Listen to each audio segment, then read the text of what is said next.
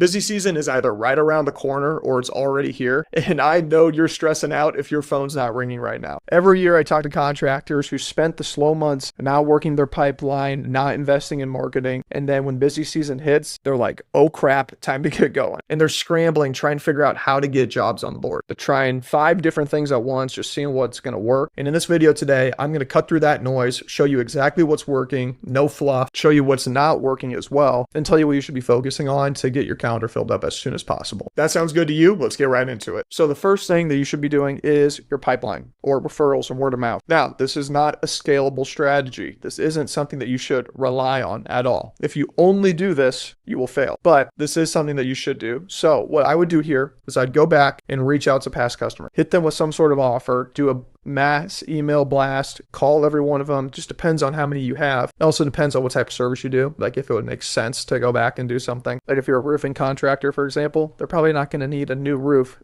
the next year, right? But they might buy some other service from you. So go back to your past customers, reach out to all of them. This is the easiest, lowest friction thing you can do. And the reason why is because they've already bought from you, which means they are way more likely to buy again. So do this, go back and reach out to them. And as a bonus, ask for a review if you haven't already. This will bump up your reviews, make you look better for SEO, and just overall be a good thing for you. All right, so that's the pipeline. Got it. Reach out to them, offer them something new, offer them a discount, offer them a coupon, and then ask for reviews. Like I said, for reviews to help with SEO, which is the next thing I want to talk about, local SEO. And should you be focused on this? Think about MapPack. Now, SEO is a lot like relying on referrals, except you can build towards this in a sense, but it's not a fast strategy. This isn't something that if I need calls on my calendar next week, I'm not going to say, well, let's get cooking with SEO. But what you can do for here is the reviews. So go back and ask for reviews. Like I said, you can update your profile, your Google business profile, that is. If it's already fully optimized, no problem here. But just make sure it is set up properly. You have the right business category selected, you have your reviews on there, you're responded to the reviews, the pictures are good, the phone number's correct, the website's correct, the hours are correct. Make sure it's fully filled out. Just do one more double check before the start of the season. Now the issue with these, like I said, it's just slow. You can't get leads from this within 1 week, but you need to be doing it. This is something that's so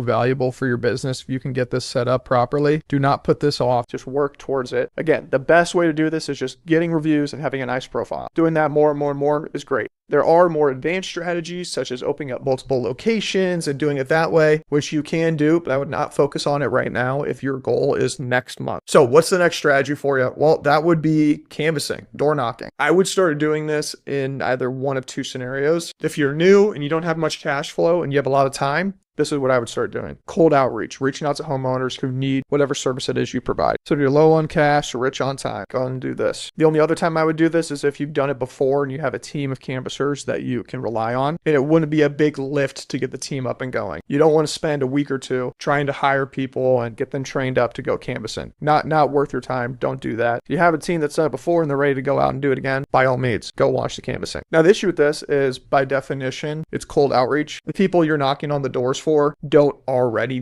want your service a lot of the time, and you have to sell them on the service and then on yourself, which adds friction. So the next thing that we could do is something where the demand is already there, which is lead brokers. And this is the trap I see a lot of people fall into. And when I say lead brokers, I mean things like Angie's List, Home Advisor, Thumbtack, etc. You know what it is. It's buying shared leads. And that is really the issue, because what happens is when it's busy season, these lead brokers, they jack the prices up, and then when they sell you the lead, you and 5 other people also got that lead. A lot of the time, you don't even know how many other people got that lead. This is what people do when they're desperate for work, and it's such a dangerous trap because you're spending a lot of cash on this just to get these leads coming in, but you're not building any long-term success. There's no long-term plan involved in this. As soon as you stop spending, it's cut off. You're not building any brand reputation because it's a shared lead platform. It's not your lead. And just overall, this is like a supplemental thing. It's not something I would do at all unless you absolutely need it for cash flow purposes. So instead, what I would do is instead of spending money on shared leads like this,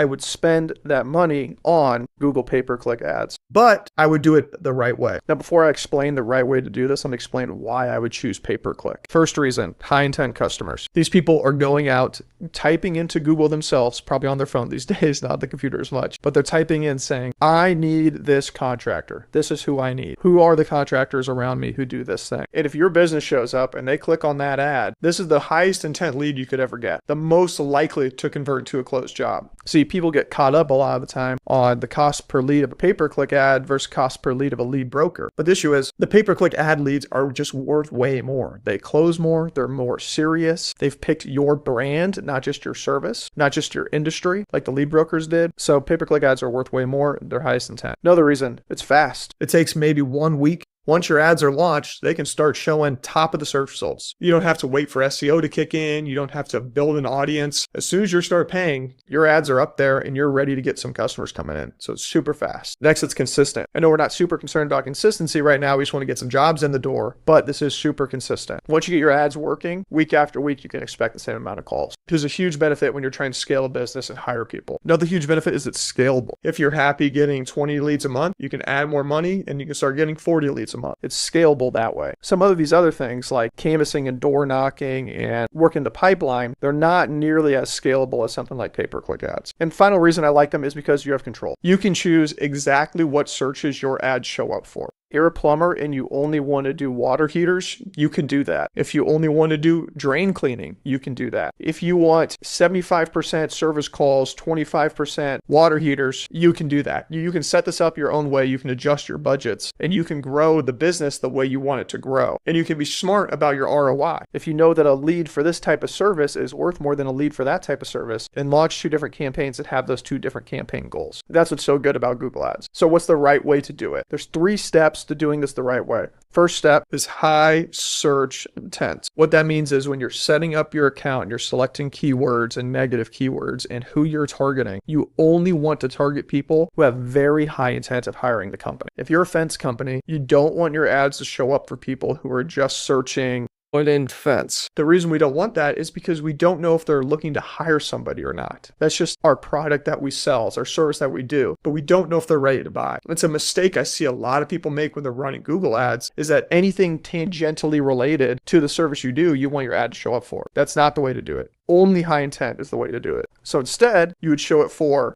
fence install company, something that shows intent that they're looking to hire somebody. So things like company, service, installer, contractor, phrases like near me, in my area, best fence company, anything that indicates a purchase intent, that's what you want. So that's step 1. Step 2, we're going to be segmenting the ads. So keeping this fence analogy going, if you do wooden fence installation and you do vinyl fence installation, well, somebody who's searching for wooden fence and somebody who's searching for vinyl fence, they better see 2 different ads for those 2 different things. We have to segment by intent. So it's an extension of this intent from the beginning. If somebody's searching for fence repair versus fence building, those should have 2 different ads. A customer who's looking for a repair for a fence or for a fence gate is a very different type of customer who's looking to get a fence installed on their property when there's not one there already. If you want Google Ads to work for your business, you need to segment it out that way. And third and final thing that you absolutely need is the landing page. A lot of people make the mistake of running ads to their website. And I get it. It's a higher barrier to entry to go out and build specific web pages for the ads, but you must do it. Think about this. The way Google pay-per-click ads work is it's in their name, right? They're pay per click. So when you're paying per click, not per lead, per click, the only way to improve your results and get better success is to convert more of those clicks into leads. And the number one way to do that is your landing page. If I click an ad for fence repair, I typed in fence repair, the ad says fence repair. So great, we got the first 2 steps done. But then I go to a page, which is just your general website about you as a fencing company. There's a disconnect there. And it might not sound like there's a big disconnect, but there is. Because when I go to the web page, it has about us, it has the gallery, it has all this great stuff about how you're a great fence company. But what it's not doing, it's not continuing that customer journey from when I click the ad. Instead, if you take me to a landing page that only has one button on there, which is to call you, or I guess submit says we're contact form as well. And that landing page page is all about fence repair, and it talks about fence repair. It talks about the benefits of hiring you. It's all of that. It's an extension of the ad. It's a sales page, and there's no navigation to other pages. It's just about the fence repair, and there's a strong call to action with a good offer for me to call you. That will convert 10 times more than a website. It will convert so much more. So this is the right way to set up the Google pay-per-click ads. And this is going to be the fastest and probably the best way to get started this busy season and to start filling out your calendar. Now, I do want to mention meta ads as well. Those can be great too. The reason I don't want to include them in this is because those can be a little harder sometimes to crack. If you aren't good with making videos, you aren't good with creative, then those can be a little more difficult, and they bring in a lower quality lead. So you have to kind of get that figured out properly. Those do work great too. I would highly recommend running those as well. But also, again, depends on the service. If you're a plumber, for example, if you're an emergency plumber, meta ads wouldn't really make sense. Google ads tend to work for every type of contracting service. All right, guys, go out and crush this busy season. And remember, if you want us to build these ad campaigns for you, me and my team will launch all the ads for you. Just click that link in the description below, apply to work with Lead Liftoff, and see if we're a good fit to help scale your business. If instead you want assistance on how to build and run your ads yourself, there's another link in there for the Lead Liftoff Inner Circle, where I provide internal SOPs, training videos. You have one-on-one access with me in weekly group calls to help you build and launch these ads yourself internally. Check those out. If either of those sound interesting to you, please drop a like, drop a comment, subscribe, and I'll see you in the next video.